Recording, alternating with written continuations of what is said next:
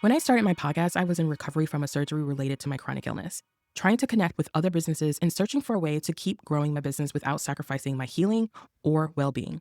Podcasting became my most aligned marketing tool. It let me show up consistently without showing up constantly. That's why I created the Start Your Podcast Planner, a digital guide to help you launch a purpose-driven podcast that feels like you. Whether you're starting from scratch or finally ready to get your voice and your story out there, or looking for a sustainable way to grow your business through marketing that converts, this planner gives you everything I wish I had. It's got step-by-step strategies that won't overwhelm you, confidence and building prompts that help you fall in love with your voice and share it with the world, and tools and templates you can use again and again without over-worrying or being concerned about the tech.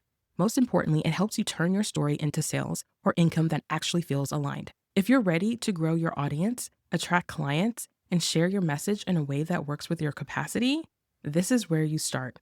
Tap the link in the show notes to grab your Start Your Podcast Planner or visit thrivewithnikita.com/podcast-planner. You've waited long enough. Let's get your voice and your story out in the world and build a profitable, sustainable marketing system through podcasting.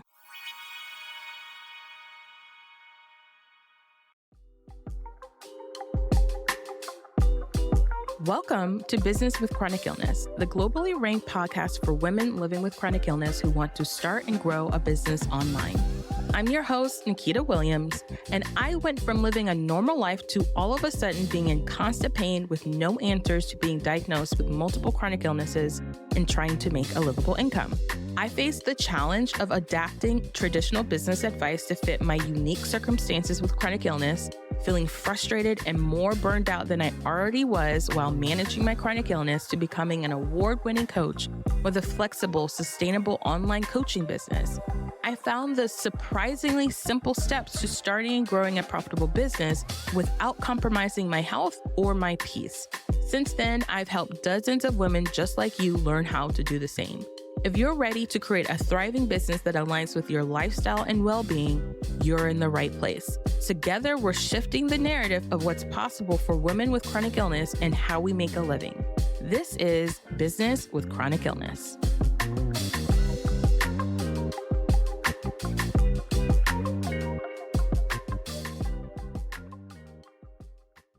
Hey everybody, welcome to this episode of Business with Chronic Illness. Today, I want to talk about the biggest myths in business and podcasting, which is that you need a big audience to make sales. Here is the reality and the truth, and my personal truth and what I've seen with my clients.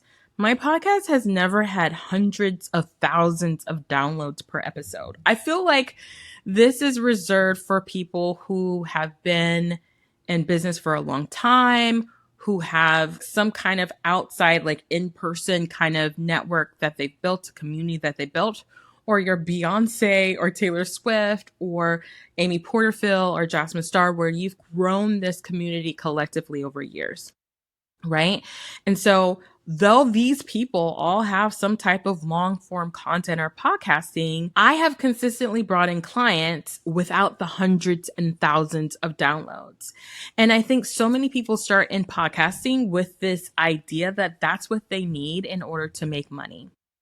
I've made money with my podcast even in seasons when I was healing from chronic illness or healing from something related to a new diagnosis, surgery, or something, and I couldn't show up like everybody else. So in this episode, I'm going to share with you how I signed clients while I was literally in bed recovering from a hysterectomy that I just had because of living with endometriosis. I downloads, and I'm going to take this even further onto like social media platforms and things like that.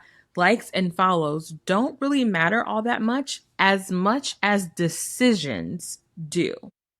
So this conversation is part of the Business Safety Net with a podcast series that I'm doing right now, where I'm breaking down how podcasting can become the system that holds your business steady when you can't show up or be on, when you take a break, when you need rest, when you have flare-ups, when whatever is happening.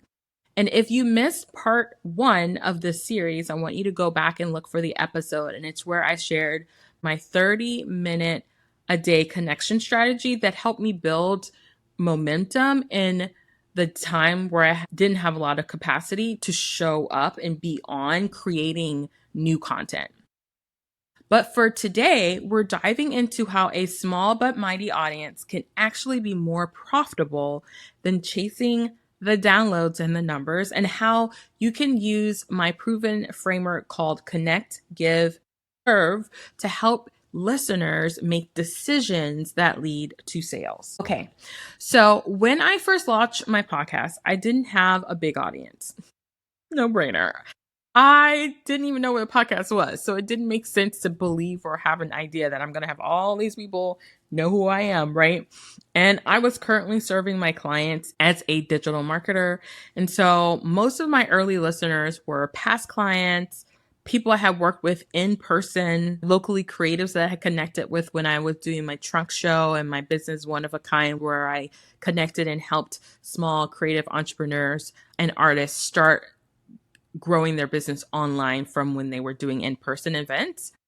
And yet, even though I didn't have a huge audience, within my first 10 episodes, I had signed 4 clients. And I say this, you might not realize this, but I say this because I didn't know what I was actually doing intentionally, except for the fact I needed to connect and I needed to serve my people.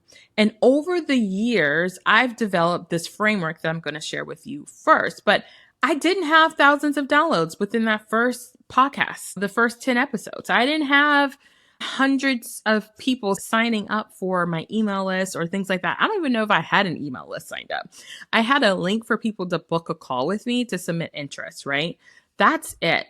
And I knew I needed to create content because this was in the time where content was becoming more important, more popular, especially for online businesses.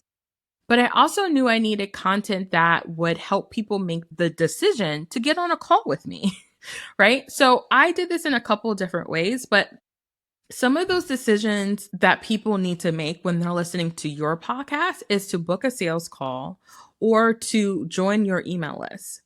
Also, you need to think about this from the context if you're going to have guests.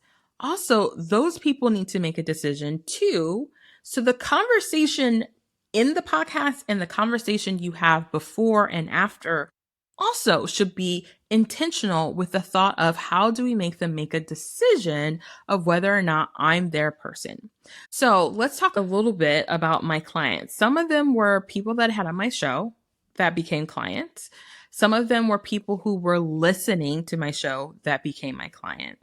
And while they were listening or while they connected with me, they were like, she's the coach for me, right?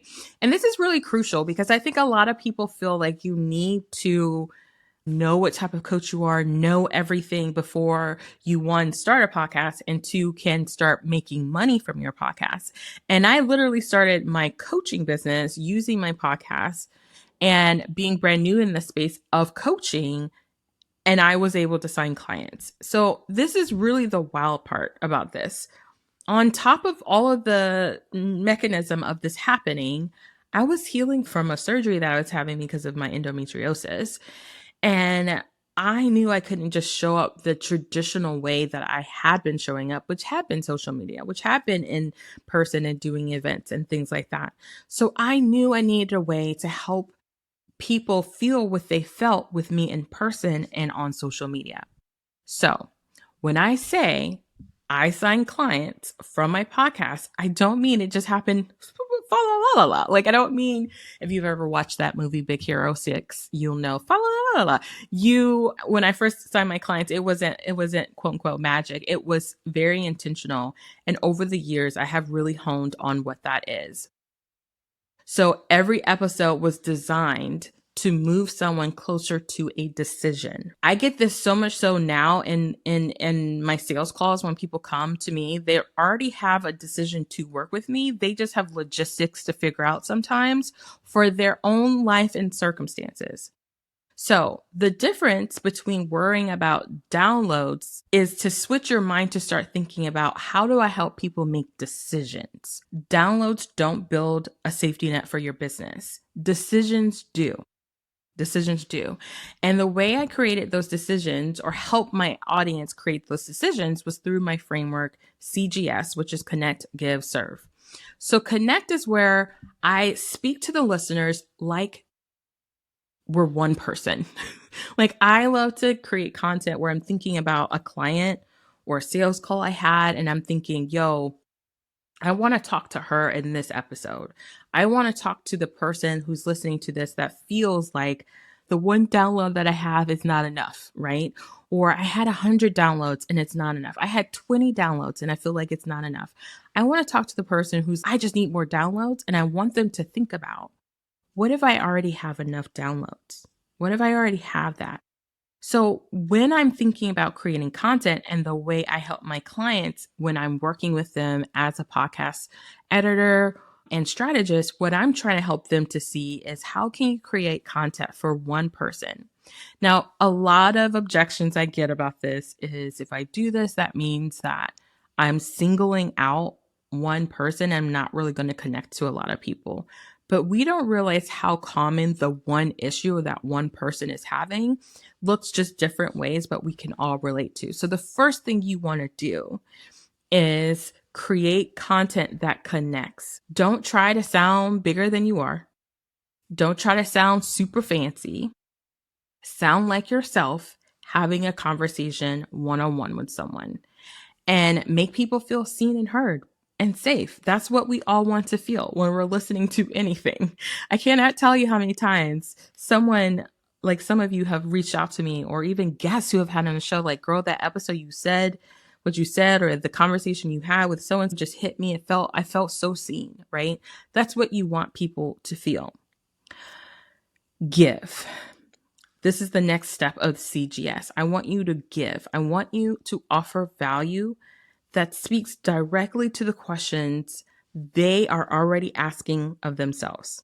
So think of the questions, the objections that this one person you know is going to be popping off thinking about while they're listening to your content. This creates micro yeses, or overcomes objections that people are having. And it also helps people feel like, I'm getting wins while I'm listening to this content. She understands me. Again, she gets my problem. Again, she can help me, right? And the last step of this is what we call serve, which is also, I like to say serve over sell, because when you serve, you do sell. And service to me is just simply showing people how they take the next step. Sometimes what happens is we forget to tell people what to do after they listen to a show, or what to do throughout the show of the episode, of what that looks like, right? And so it's really important to think about this like being at a restaurant. I like to say this is, if you're at a restaurant and you get the best hostess and she is amazing, you guys talk, you feel like she's going to put you in the right spot in that restaurant and you guys are going to have the best time, but she never walks you to where this spot is. How is that going to help you? How is that going to help you? You're like, yo, where do I go to this place that you have described that's perfect for me? Right. And so in our content, and this is very different from long, like short form content, oftentimes we feel like we have to wait to talk about it. We have to say it so quickly on how, like, people can go to the link in our bio or comment a word, or how many posts, 80% of this post and 20% of this post needs to be sales and the other part needs to be just value, value, value. In every episode, there needs to be this congruency of showing people how to get to the seat of where you're talking about. Because you've been the greatest hostess. You've given them, you've connected to them, you've given them like practical things that will help them enjoy their meal. And now they need to sit down and eat. That's how you serve them even more. So you want people to feel, I know what to do next. So sometimes that is, I want to serve them up with a resource. So for some of you listening now, that might be, hey, I have an idea. I already have an idea for a podcast, but I really need to know the technical steps. I'm going to tell you to go into my show notes and go to the link to grab my podcast planner. Simple podcast planner. I'll help you do everything you know, all the checklists, all of the tools that I think is best for you so you don't be overwhelmed with all of the advice online. It's all in one spot just for you. I've used the majority of everything that's in there so that you don't have to figure it out by failing. Right? So that's a resource. Or it's like jump on a call with me. I'd love to do a free clarity call with you if that's something you're interested in. Offer one thing specifically to serve them. Sometimes it's joining your email list. Sometimes it's booking a call. Serving isn't pushy, especially in podcast content, especially in episodes. Here's the thing. If someone finds that you connect and give them what they need, don't you want them to take the next step? Especially if they find your piece of content that you recorded back in 2023 and they're getting what they need in 2025 and they want to work with you, you want them to be able to know where to go, right? So serving isn't pushy, it's clarity in action. It's giving someone an open door when they're ready to walk through it.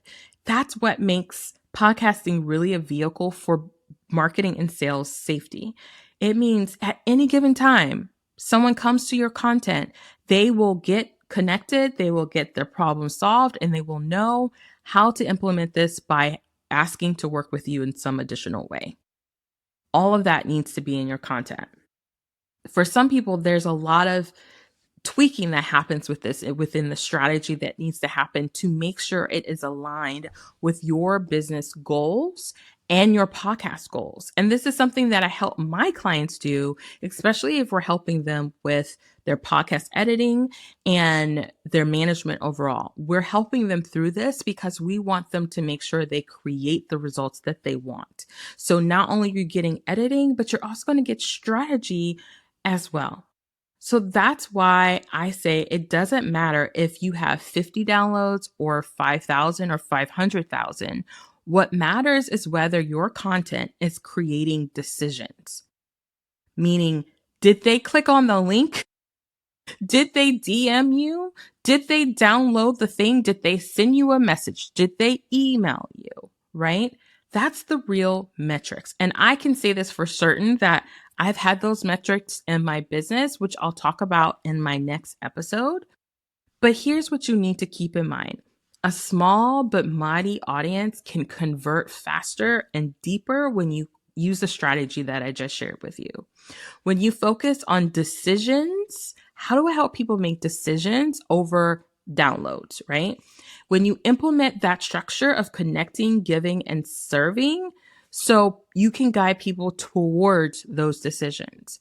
Your podcast becomes your safety net because it keeps creating those decisions even when you can't show up. It keeps helping them make those decisions when you've recorded it once and they show up 2 months, 3 months, or a week from now, right?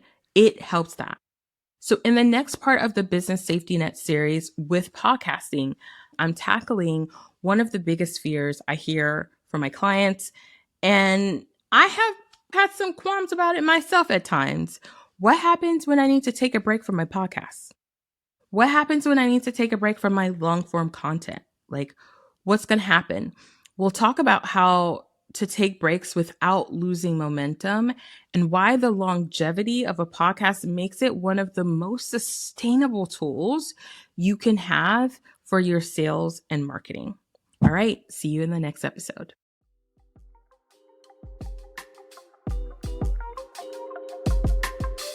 That's a wrap for this episode of Business with Chronic Illness.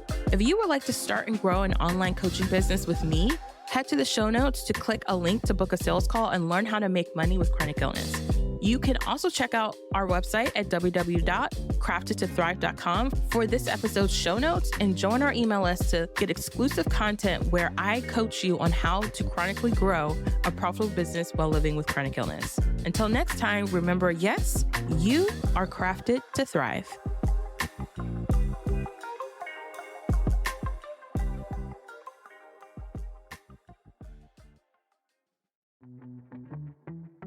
So let me tell you about one of the tools that has quietly become the heartbeat of my business over the years. It's HoneyBook.